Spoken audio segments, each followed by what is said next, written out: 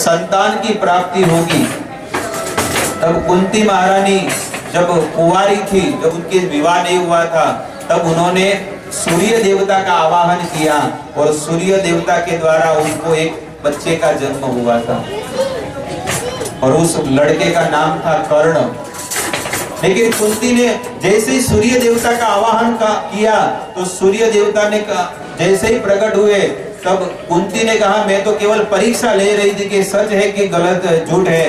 तब सूर्य देवता ने कहा मेरे दर्शन विफल नहीं होते हैं, आपको निश्चित एक संतान होगी और उसका नाम कर्ण था। लेकिन कुंती ने उस बच्चे को एक पात्र में जल में बहा लिया और कहा किसी को भी अगर बच्चे मिले, ये बच्चा अगर लड़का मिले तो आप उनकी रक्षा कीजिएगा। इस प्रकार से कुंती महारानी जब बड़ी हुई तो उनका विवाह पांडु के साथ हुआ और पांडु बचपन से ही पांडु राजा को शरीर में रोग था, व्याधि थी और अंबा, अंबिका और अंबालिका, अंबा तो साल्व नरेश के साथ उनका विवाह होने वाला था, लेकिन साल्व नरेश ने कहा भीष्म ने तुम्हारा अपहरण किया है इसलिए मैं तुम्हारे साथ विवाह नहीं करूंगा। तब अंबा ने कहा भीष्म तुम हमारे साथ विवाह करो, लेकिन भीष्म देव ने कहा मेरा प्रण है, मेरा वचन है कि मैं आजीवन ब्रह्मचर्य व्रत का पालन करूंगा। तब अंबा ने उसी घड़ी अपना शरीर त्याग कर दिया और भीष्म को श्राप दिया कि हे भीष्म तुम्हारे मृत्यु का कारण मैं बनूंगी और इसी जीवन में, इसी जन्म में मैं शिखंडी बनकर आऊंगी और मैं तुम्हारा अंत कर दूंगी। इस प्रकार से अंबा तो शरीर त्याग कर शिखंडी बनी और अंबिका के गर्भ से वेद व्यास जी के द्वारा उनको एक संतान की प्राप्ति हुई और उनका नाम पड़ा धृतराष्ट्र। और अंबालिका के गर्भ से साक्षात पांडु राजा प्रकट हुए, लेकिन पांडु राजा बहुत ही कहते हैं ना रोगी हुए और धृतराष्ट्र महाराज अंधे प्रकट हुए और एक दासी के गर्भ से जब संतान हुई वो विदुर जी का जन्म हुआ। इस प्रकार से पूरा वर्णन करते हुए कहते हैं कि विदुर जी वो तो दासी पुत्र है, वे तो स्वस्थ थे लेकिन वे राजा नहीं बन सकते हैं। पांडु राजा अस्वस्थ थे, वे राजा बन सकते हैं लेकिन वे बीमार बहुत रहते थे। और धृतराष्ट्र महाराज तो जन्म से ही अंधे थे, तो अंधा व्यक्ति राजपाट कभी नहीं कर सकता है।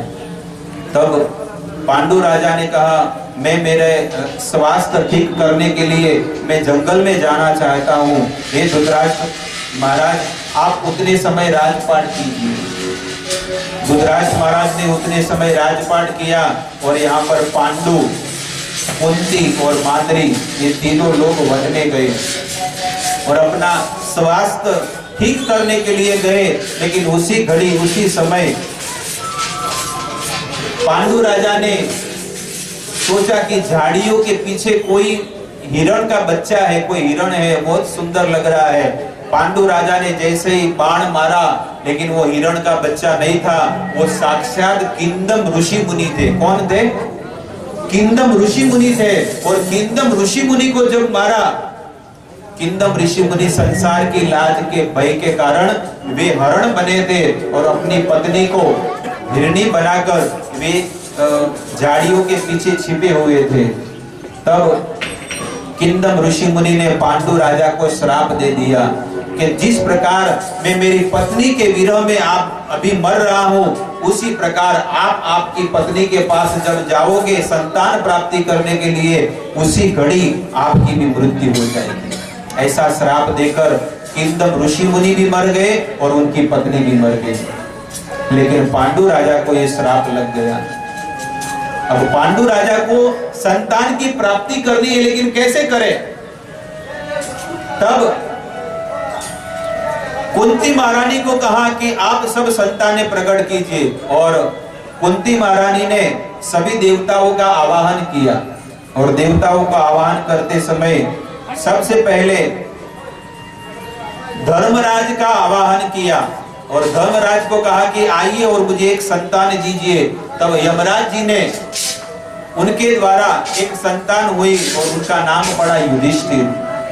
पवन देवता का आवाहन किया और पवन देवता के द्वारा भीम का जन्म हुआ। इंद्र देवता का आवाहन किया और इंद्र देवता के द्वारा अर्जुन का जन्म हुआ। और अश्विनी कुमारों का आवाहन किया, स्वर्ग के दो देवता, और उनके द्वारा नकुल और सहदेव का जन्म हुआ माद्री के गर्भ से। इस प्रकार से 5 पांडवों का जैसे जन्म हुआ। लेकिन एक समय की घटना है कि पांडु राजा ने बहुत ही सुंदर वातावरण देखा और अपनी पत्नी के साथ जैसे ही संबंध बनाने जा रहे थे, जैसे ही संबंध बनाया, पांडु राजा उसी समय मर गए। क्योंकि उनको ऋषि मुनि का श्राप था कि अगर आप आपकी पत्नी के पास जाओगे उसी समय आपका मृत्यु हो जाएगा। पांडु राजा तो मर गए, अब कौन सती होगा? कुंती ने कहा मैं बड़ी हूं तो मैं सती होऊंगी, माद्री ने कहा मैं होऊंगी, क्योंकि मैं अगर जिंदा रहूंगी तो मैं आपके और मेरे बच्चों में भेदभाव रखूंगी, लेकिन आप नहीं करोगी। इसलिए मेरी ये इच्छा है कि मैं सती बन जाऊं और आप 5 पांडवों को आप बड़ा कीजिए। अब कुंती तो विधवा हो गई और 5 बच्चों को बड़ा करने लगी और 5 बच्चों को लेकर वे हस्तिनापुर में आई।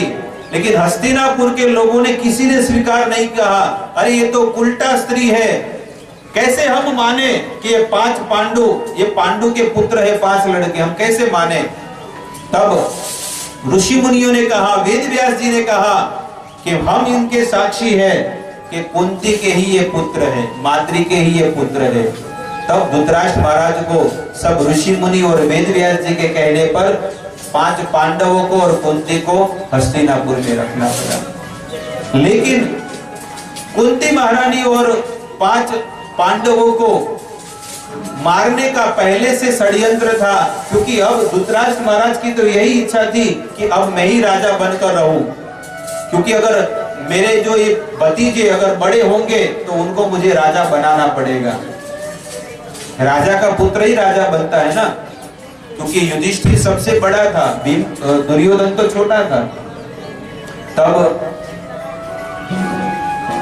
धृतराष्ट्र महाराज ने और दुर्योधन ने ऐसा षड्यंत्र रचा कि उन्होंने अलग से एक महल बनवाया। दुर्योधन ने विदुर जी के द्वारा बहुत ही सुंदर एक महल का निर्माण करवाया और उस महल का नाम था लाक्षागृह। कौन सा? लाक्षागृह था। और वो लाक्षागृह को केवल एक माचिस की तीली लगा दो, वो जलकर भस्म हो जाएगा। और इस प्रकार से 5 पांडवों को कहा कि हमारा ये जगह, यहाँ पर हस्तिनापुर बहुत छोटा कंजेस्टेड जगह है, छोटी सी जगह है, तो आपके लिए वहां पर लाक्षागृह एक महल बनाया है, तो उसमें जाकर आप रहो। तो 5 पांडवों को विदुर जी ने कहा कि चूहा जब अपना घर बनाता है ना तो बहुत सारे रास्ते बनाता है। तो विदुर जी को पता था कि ये 5 पांडु इस घर में रहने जाएंगे महल में, उसी समय दुर्योधन आग लगाकर मार डालेगा। तो विदुर जी ने बहुत सारे सुरंग बनाए थे और वहां पर जब 5 पांडु वहां पर रहने आए, उसी रात को उन्होंने सोचा कि निश्चित यहाँ पर, चाचा जी ने कहा वो सत्य घटना है, पूरा जो महल है ना लाख से बनाया हुआ है। लाख का अर्थ होता है ऐसा एक धातु होता है, केवल एक माचिस का, मोमबत्ती जिसे कहते हैं, एक माचिस का तीली लगा दो सब पूरा जलकर भस्म हो जाएगा। तब युधिष्ठिर ने कहा हमको अगर कोई मारे उससे पहले हम यहाँ से सुरंग से डायरेक्ट जंगल के मार्ग में चले जाएंगे बाहर। उसी रात कहते हैं ना कि बहुत ठंडी का समय था, वो सुरंग उन्होंने निकाला दरवाजा और सुरंग के माध्यम से 5 पांडव बाहर निकल गए। लेकिन महाभारत में वर्णन है कि भीलनी की एक भीलनी थी और उसके 5 बच्चे थे। वे ठंड के कारण उस महल में जाकर रुकने लगे और जैसे ही रुके रात को वहां पर किसी ने आग लगा दिया और जैसे ही आग लगाया वे 5 बच्चे भी मर गए और वो भीलनी भी मर गई। यहाँ पर जब सुबह हुई तो सबको पता चला कि वो जो महल में 5 पांडु रहने गए वो 5 जलकर भस्म हो गए। तब दुर्योधन ने उनके शरीर को, पार्थिव शरीर को लाया और कुंती के शरीर को भी लाया। और इस प्रकार से सब लोग रोने लगे। दुर्योधन भी रोने लगा। बाहर से रोते हैं लेकिन अंदर से तो अच्छा हुआ, चलो मर गए। बाहर से दुर्योधन रोने लगा और वहां पर द्वारका नगरी में भी भगवान को बुला दिया कि आपके बुआ के लड़के और आपकी बुआ मर गई है, तो आप आइए। तो भगवान रो कर बता रहे हैं, क्योंकि भगवान तो सब कुछ जानते हैं। वेदा हम संतीतानि वर्तमानानि च अर्जुन भविष्याणि च भूतानि माम तु वेद न कश्चन। हे अर्जुन, मैं संसार के सभी जीवात्माओं का भूत भविष्य और वर्तमान जानता हूं। और इस प्रकार से भगवान तो सब कुछ जानते हैं कि ये पांडव नहीं है, ये तो कोई और है। लेकिन बलराम जी को कहते कि देखो देखो भैया, ये युधिष्ठिर, ये भीम है, ये अर्जुन है। लेकिन भगवान को तो पहले से पता है कि वो तो जंगल में है। और इस प्रकार से भगवान भी रो रहे हैं, दुर्योधन भी रो रहा है बाहर से। और इस प्रकार से उनकी अंत्येष्टि क्रिया हो गई। लेकिन कुछ भगवान तो अपने घर पे चले गए द्वारका नगरी में, लेकिन यहाँ पर 5 पांडव और कुंती महारानी वहां पर आए। कुछ समय तक वे लोग जंगल में रहे। और जंगल में एक राक्षस था।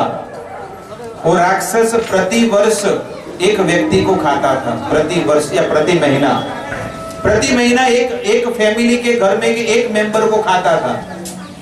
और बहुत सारा व्यंजन वो भोजन भी करता था, नॉनवेज भी खाता था बहुत सारे, और सब लोगों को परेशान करता था। तब भीम को जिस